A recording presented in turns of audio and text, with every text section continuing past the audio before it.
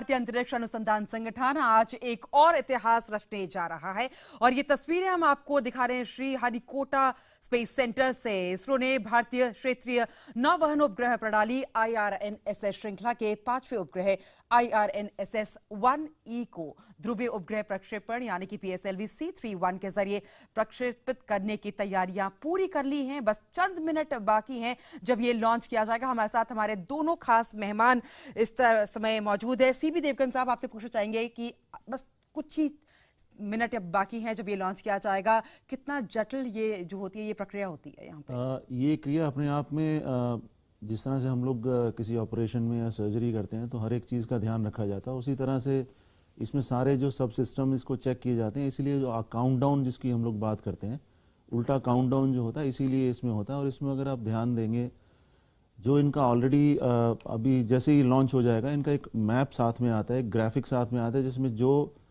इनों का प्रेडिक्शन है और जो एक्चुअली में जो होना है वो साथ के साथ अगर चलेगा तो इसको हम लोग बोलते हैं कि लॉन्च जो है सक्सेसफुल हो जाता है। तो अभी हम लोग देखेंगे कि ये ऑलमोस्ट जो है अभी हम उस समय पे आ रहे हैं। और इसमें अगर आप देखते हैं तो जो सेंट्रल बॉडी है रॉकेट की उसके साथ आपको नीचे स्ट्रैप ऑन बूस्टर्स नज़र आ रहे हैं। 6 जो नीचे करीब आपको छोटे छोटे रॉकेट उसके साथ जो लगे हुए हैं वो उसके लिए हैं कि उसको एक्स्ट्रा पावर देने के लिए है, क्योंकि जो सैटेलाइट जा रहा है वो हैवी है। उसको उठाने के लिए ये जो PSLV का वर्जन है, जैसे कारों के अलग अलग मॉडल्स होते हैं ऐसे ही PSLV का ये XL मॉडल है जो ज़्यादा वेट को ऊपर ले जाने में सक्षम हो पाएगा। बिल्कुल। और बेंगलुरु से हमारे साथ हमारे खास मेहमान पूर्व वैज्ञानिक प्रोफेसर रमेश कपूर भी बने हुए हैं। रमेश जी, आपसे ये जानना चाहूंगी कि 4 उपग्रह तो है ही, अब ये 5वां आज लॉन्च करने जा रहे हैं, कब तक हम लोग इसका इस्तेमाल कर पाएंगे? मेरे अंदाज में इस साल के अंत तक, क्योंकि मार्च से पहले ही 6वां उपग्रह भी लॉन्च हो जाएगा और इसी वर्ष में 7वां उपग्रह भी लॉन्च होने जा रहा है। और जैसे ही ये अपने कक्षा में पहुंचेंगे उसके बाद टेस्टिंग होती है और एक समय आता है जब फुल्ली ऑपरेशनल इसरो इनको डिक्लेयर करेगी।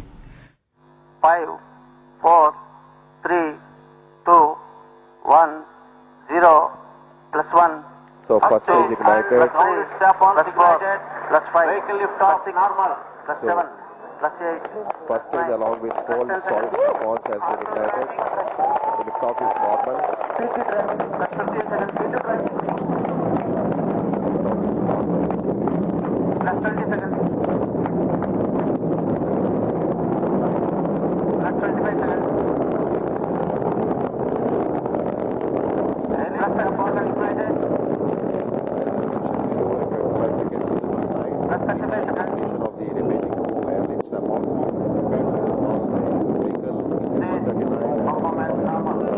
इसमें आप अगर हमें समझाना चाहें कि किस तरीके से इस तस्वीरों को समझा जाए। अब तो हो गया। और अगर आप देखेंगे स्क्रीन में लेफ्ट हैंड साइड में जो आपको लाइन कर्व नज़र आ रही है वो श्री हरिकोटा कोस्ट लाइन पे है, और जो रेड लाइन आपको नज़र आ रही थी वो प्रिडिक्टेड लाइन थी, और जो ग्रीन लाइन आपको नज़र आ रही है वो दिखा रही है कि वो बिल्कुल एग्जैक्टली जो अनुमान लगाया गया था उसी अनुमान के हिसाब से वो अभी लॉन्च चल रहा है। तो ये थोड़ी देर के बाद ये जो इसका पहली स्टेज है इसका नीचे वाला हिस्सा अलग हो जाएगा और दूसरा इंजन फिर स्टार्ट होएगा जिसको हम लोग स्टेज 2 बोलते हैं। तो अभी जो हम लोग देख रहे हैं वो एग्जैक्टली जो हमें चाहिए था वैसे का वैसा ही ये अभी अपने उड़ान में ये बिल्कुल जा रहा है उसमें। बिल्कुल। और कितना समय जब ये लॉन्च होता है उसके बाद इंपॉर्टेंट होता है, क्रूशल होता है?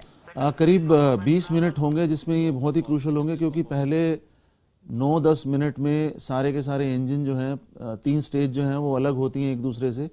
एक इंजन अपना काम करके अलग हो जाता है, फिर दूसरा इंजन स्टार्ट होता है। तो वो एक स्टेज जब खत्म होती है और दूसरी शुरू होती है वो भी एक क्रूशल स्टेज होती है कि दूसरा इंजन अगर नहीं फायर करेगा तो वो लॉन्च जो है अनसक्सेसफुल हो जाता है। लेकिन अभी हम लोग अगर देखते हैं तो एग्जैक्टली जो हमें चाहिए था उस तरह से ही ये लॉन्च आप देखेंगे। और विंडो के अगर राइट हैंड साइड में आप देखेंगे तो अलग अलग पोजीशन में आपको अलग अलग नंबर्स जो नज़र आ रहे हैं कि ये कितने किलोमीटर तक जा चुका है। अभी इसका अगर ऑल्टीट्यूड अगर लोग देखते हैं करीब ये अपनी आकाश में करीब 80 से 90 किलोमीटर तक जा चुका है। तो आप सोचिए कि 2 मिनट में ही ये जो है इसने, अगर मैं आज अभी बात करता हूँ कि यहाँ से अगर मेरे को 2 मिनट में कहीं 90 किलोमीटर में पहुँचना है तो इतनी ज़्यादा स्पीड पे अभी ये जा रहा है कि इसने 2 किलोमीटर में 90 किलोमीटर की ऊंचाई प्राप्त कर ली है और परफेक्ट ये लॉन्च के हिसाब से ये चल रहा है अभी।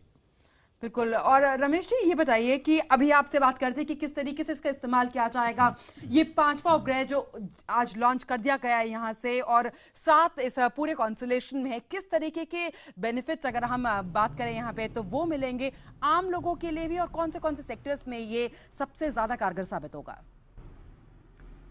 देखिए, सबसे महत्वपूर्ण बात यह है कि जब से जीपीएस सिस्टम आया, अमेरिका ने 20 साल पहले इसे शुरू किया सुचारू रूप से, आज हमारे पास मोबाइल है और आप ये जानते हैं कि आज हम गुम नहीं हो सकते कहीं भी, और उसके कारण है जीपीएस। तो भारत का जब अपना स्टैंडर्ड पोजीशनिंग सर्विस सक्रिय हो जाएगी, जो जीपीएस का इक्विवेलेंट होगा, तो वो हमारी अपनी होगी। आत्मनिर्भरता में हमारा एक बहुत ही महत्वपूर्ण कदम होने जा रहा है इसी वर्ष के अंदर। और ऑलरेडी जो 4 सैटेलाइट हैं वो सक्रिय हैं, वो काम कर रहे हैं, और फिर तालमेल बिठाया जाता है। और ये 7 की जो कॉन्स्टलेशन होगी, ये एक बड़ा रेंज कवर करेगी, यानी 30 डिग्री साउथ से 50 डिग्री नॉर्थ लैटिट्यूड में और 30 डिग्री ईस्ट से 130 डिग्री ईस्ट लॉन्गिट्यूड में। तो भारतवर्ष तो पूरा कवर होता ही है, साथ में करीब 1500 किलोमीटर का और इलाका भारतीय और हिंद महासागर और इधर उधर का जो इलाका है वो कवर होता है।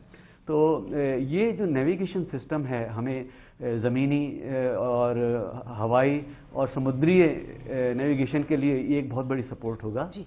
और इसके अलावा जो है जियोडेसी में इसका बहुत अच्छा इस्तेमाल होने जा रहा है, मानचित्रण में, और जो उपयोग हैं उनको तो मतलब अभी तो उंगलियों पे हम गिन सकते हैं, लेकिन अनेकानेक उपयोग हैं जी। बिल्कुल सीपी देवगन साहब, बहुत सारी जीपीएस जो सिस्टम अभी प्रणाली हम लोग इस्तेमाल करते हैं उसमें बहुत सारी खामियां भी है, कोई भी उसको एडिट कर सकता है, आप अपने लोकल जगह का वहां पे एड्रेस डाल सकते हैं, लेकिन क्या ये जो सिस्टम है ये फुल प्रूफ होगा और इसमें कितनी एक्यूरेसी होगी?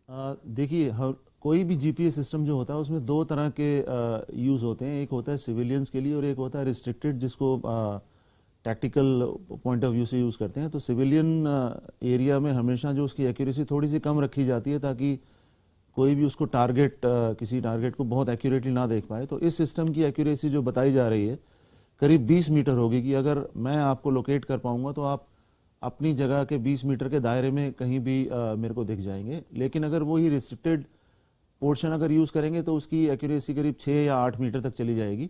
जो हमारा अभी हम लोग जीपीएस सिस्टम अपने स्मार्टफोन्स में या जीपीएस इंस्ट्रूमेंट में यूज करते हैं, उसमें सिविलियंस के लिए करीब 6 मीटर की एक्यूरेसी आती है। तो उस लिहाज से ये थोड़ा सा अभी कम एक्यूरेसी वाला होगा, लेकिन क्योंकि ये एक रीजनल नेविगेशन सिस्टम है जिसमें हम लोग बहुत कम सैटेलाइट को यूज करके सिर्फ अपने इंडिया के ऊपर का ही एरिया को हम लोग जीपीएस देने की कोशिश कर रहे हैं। लेकिन जब पूरी की पूरी 7 कॉन्स्टलेशन लॉन्च हो जाएंगी तब क्या इसकी एक्यूरेसी एकदम सटीक होगी? करीब 18 मीटर, 20 से 18 मीटर होगी। तो इसका मतलब ये है कि करीब 60 फुट के दायरे में आपको वो लोकेशन आराम से मिल जाएगी, जो कि अपने आप में एक बड़ी चीज है। लेकिन जितने नंबर ऑफ सैटेलाइट्स हम लोग बढ़ाते जाएंगे उतनी एक्यूरेसी हमारे को ज्यादा मिलती जाएगी। चलिए, हमारे साथ हमारे दोनों खास मेहमान बने रहेंगे। तो आज श्री हरिकोटा से IRNSS-1E को लॉन्च कर दिया गया, ये 5वां उपग्रह जो आज लॉन्च किया गया, और इससे उम्मीद की जा रही है कि भारत का अपना जीपीएस सिस्टम होगा जो यूएस के मुकाबले होगा, और हो सकता है आने वाले दिनों में उससे बेहतर भी। एक छोटा सा ब्रेक, तुरंत लौटेंगे।